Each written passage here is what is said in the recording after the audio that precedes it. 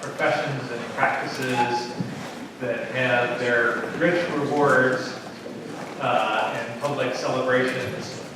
And design is kind of a quiet activity. In some ways, it's like the slogan for Bayer. We don't make things, we make the cool stuff that goes into things. And we're now drawing attention. You didn't know this was going on. So people consume products that we make, but it's not salient at all to them that somebody literally bled, to make these products for them. So we think it's very important to celebrate our superstars, and this is what the prize is about. So this year's prize winner is Christine Cunningham, and you can read the press release, and I'm sure she'll give you a deep insight, but I just want to give you a little feel for what the prize committee richly valued in selecting Christine, a pretty impressive set of applicants. So engineering is elementary. I think the title, without too much thought, foregrounds the major design challenges that was faced by trying to take engineering, which is a college degree in its prototypical form, and identify not high school, not middle school, but elementary as the context for rich infusion. So this is in part the figuring out in the life of an elementary school teacher who we really give a very crazy task of being a master of everything, and to which the curriculum everywhere is being squeezed such that there's no time for art, and there's no time for music, and there's no time for physical ed anymore. It's math and reading, math and reading, math and reading, hint of science, and then math and reading. And into that context, we now say engineering. So there was a major challenge to think through. The other is that teacher of elementary school. If you think about who tends to go into teaching elementary per se, you're probably not thinking somebody who just finished a bachelor's in engineering or has, very high STEM content or very high math content. So how are you now, after you've convinced them that this is a sensible thing to even try, how are you going to support them in doing something rich with engineering? So the supporting of teachers is just really an overwhelming aspect of this. And then the third is the little kids. Some of these kids are, they're wandering around at knee-height level, and what are the cognitive resources that they can bring, and what would they get excited about that would be meaningful work that is still engineering in some form, rather than, they could read about some stuff. Well, what would they even read about?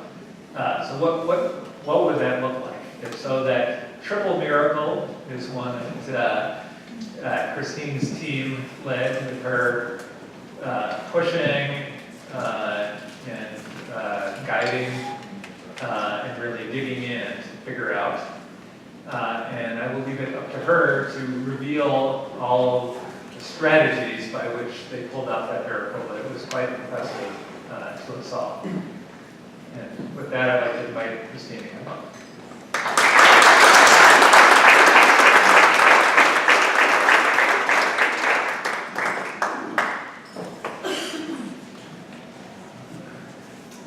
So good evening. I'm glad to be here this evening to talk with you a little bit about our efforts to bring engineering to the elementary level. It's a path that actually started with curriculum development. Let me tell you a little bit about the journey I took that led me to the work that I am doing today. I chose education as my career because I believe education has the power to change kids' lives. I'm particularly interested and how we can create educational tools and resources that promote access and equity for all, that invite and retain underrepresented, underserved, and underperforming kids in science and engineering. My undergraduate degree was in biology. I'll be honest, I had basically no idea what engineering was at that time, and my first curriculum development project focused on environmental science. My interest in underrepresented populations prompted me to examine engineering. I led a project that investigated what kinds of support helped women in college students in engineering persist in their majors. As I learned about engineering, I had a couple of insights. The first was that waiting until high school or college to focus on engineering education is too late. Engineering instruction should start in the elementary grades. Kids need to understand how the human-made world around them comes to be and develop engineering habits of mind like problem solving and persistence. Today I'm going to share how my team and I developed an engineering curriculum for very young students. As you've engaged in curriculum development yourself, you know there are some well-defined strategies for putting together a new curriculum. But you may not think of curriculum design as an act of engineering. I certainly didn't. My second insight from engineering was that we should apply the engineering design process to our curriculum development efforts. Today I'm going to show you how we use the engineering design process, the same process that engineers use to build roads, shoes, phones, to develop an engineering curriculum for elementary age students. Engineering is the process to create a technology, an object, a system, or a process that solves some sort of problem that we face. The engineering design process is practiced by engineers and have many, many, many steps, 8, 10, 12, many more. But early in our history, we sat down with teachers, real elementary teachers from real classrooms, and asked them to help us think about how we would bring engineering to students. And they gave us a couple very strong messages, one of which is that any engineering design process we use could have 5 steps, 1 hand, and no more, or their kids would not remember it. So that was one of our very first constraints. So we came up with this very simple process: ask, imagine, plan, create, and improve. That's sort of an age-appropriate way of thinking about the work that engineers do. So engineering starts with a problem that you're trying to solve. Let me share the problems that we were trying to address. First, we want all kids to grow up and be successful in education or careers. And we believe that exposure at a young age can help kids develop habits of mind that will serve them well in the future. Some of these kids may apply those to careers in STEM. So we'd like that, but that's not our primary goal. However, there are inequities in our current system. Currently, we are wasting talent. There are kids and people whose talents are not being fully developed or used. Certain groups in this country, women, underrepresented minorities, African Americans, Latinos, are underrepresented. So we need to harness all of these minds. We need them for a vibrant workforce to help fuel STEM, but more importantly, we need every citizen of our country to develop skills that put them in a place to be able to solve problems and innovate in the future. So I wanted to create a curriculum that would engage every child in engineering. The second problem I wanted to engage is that we need to start early. I like to say that kids are natural engineers. If you watch any 3 or 4-year-old at play, you'll see them building forts, sand castles, sledding jumps. They build them, they knock them down, they try again. So they have this natural inclination we do as people to design and innovate and create. And I like to say school has traditionally educated that out of the kids. That we come to school and there's a way of doing school that forces them into defined answers and set ways of doing things. So we wanted to try to figure out how do we keep these natural inclinations that every child has alive through their schooling experience.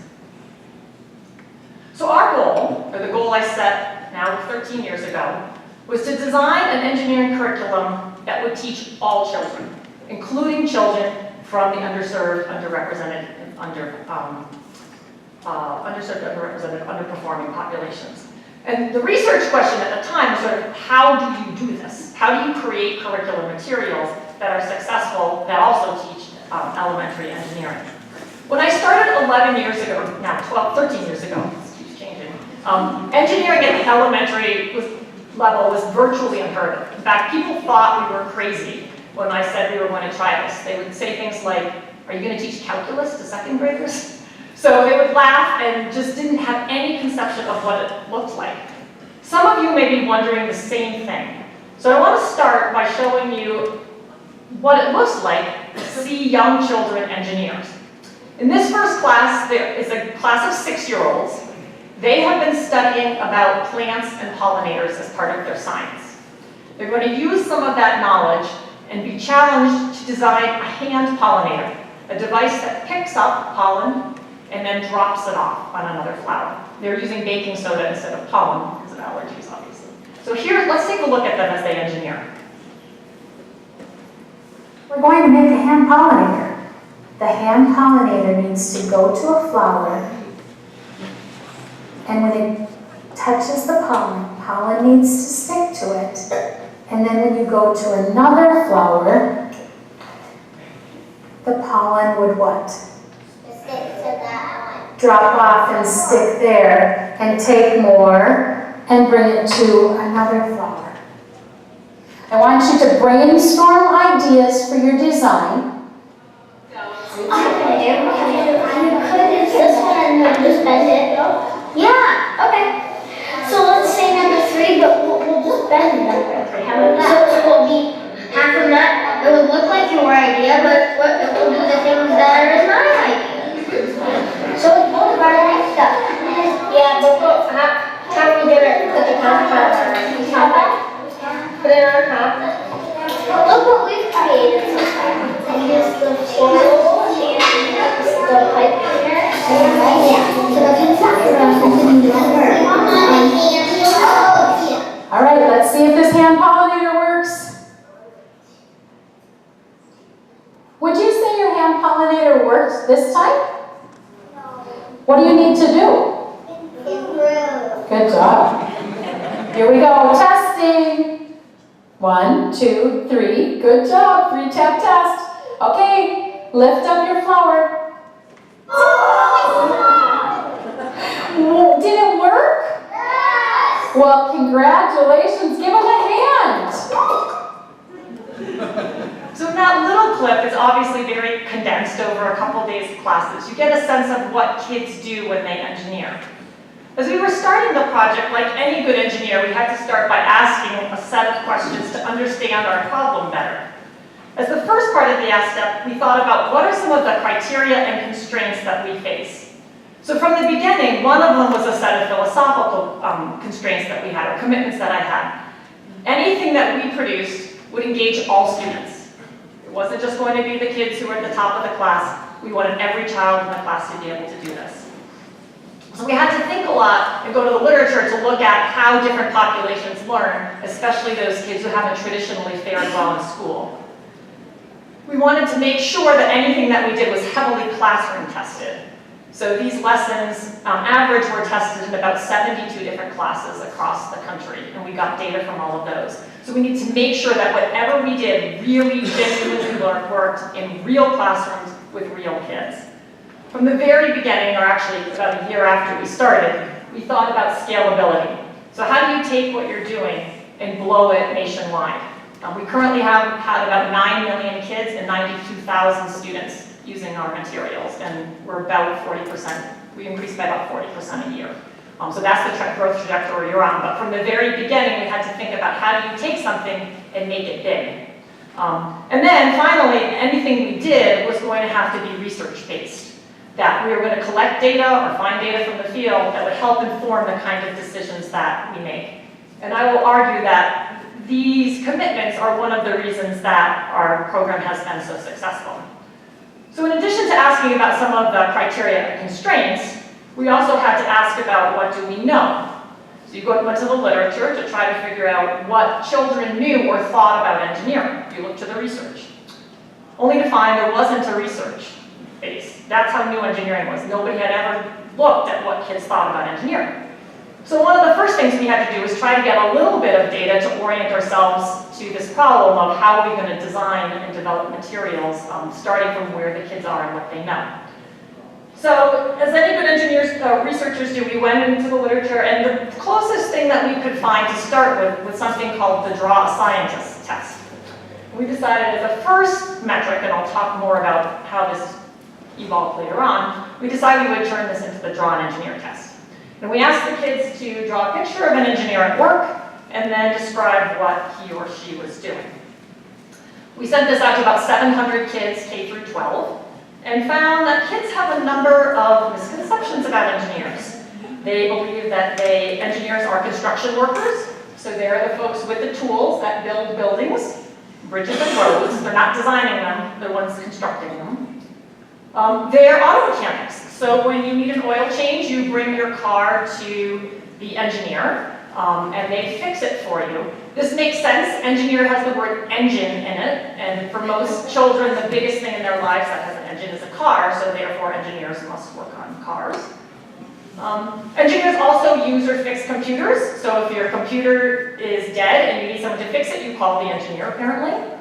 And then finally, with the little guys, we get a lot of trained engineers.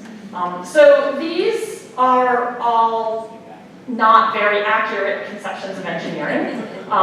And they told us a couple things that we need to start to think about and pay attention to. One, most of the fields that we saw that were depicted are careers or fields that are largely populated by men. There are not that many women auto mechanics, there are not that many women construction workers, so that was one of the things that we noticed. We noticed that the range of what kids thought about as engineering was very small. So construction workers, computers, structures, those were very prevalent. We had one picture of something with chemistry and nothing that had anything to do with biology. So clearly there's a huge range of the kinds of fields out there, and kids weren't at least coming up with it on their own. What this instrument didn't tell us is did they actually know it and they just picked the most prevalent one. Stay tuned, we'll be back to that in a moment. And then finally what we saw is that kids tend to focus on the noun of the object, not the verb. So if it has anything to do with bridges or anything to do with electricity, it doesn't matter if you're fixing it, painting it, designing it, it's engineering. So it's all about the object that's being worked on, not the action that's being done to that object. So we figured out that kids have a number of misconceptions. Looking at that literature, the other literature, we didn't have a literature, we had to develop that. The other literature we spent a long time looking at was literature that talked about features of curriculum and projects that either engage or do not engage certain kinds of populations. So we went and read about kids, women, kids of different backgrounds, ELL kids, IEP kids, and our idea was that we were going to try to develop a curriculum that really reached all of these children. So from this literature, we actually developed 14 design principles for inclusivity. And I'm going to go through a few of those today and sort of talk about what they were and then show you how they play out in the curriculum in the classroom. So one of the things that we know from the literature is that kids do well if you can help them set what they're doing in a larger context and help them to understand why they're doing something. So instead of just saying to these kids, for instance, design a hand pollinator, we start all of our units with a storybook where the kids have a little story and a setting that helps them understand why should we care about hand pollinators? Why does it matter? So giving them that kind of context along with a human face is really helpful to kids to really get engaged. We also know that if we can show kids the connection between doing engineering and how engineers help people, animals, the environment, society, you can engage a lot more students in what you're doing. So there's this helping component that we found from the literature. And finally, providing some sort of role models is also very useful. So our storybooks all feature a young child from somewhere in the world who's engaged in an engineering challenge. And these kids in the classrooms, we'll talk about it, the kids in the storybooks, 2 and 3 years later, they're still raising what Javier or Mariana or Kwame said. So they're very powerful experiences for these kids. So I want to show you a little clip that we have from kids. We were interviewing some of these girls who had engaged in one of our challenges that thinks about some of the basic needs of plants and animals, and they have to design a model membrane that will keep frog alive. And here's how they describe what they do in their own words. In the beginning, we started off reading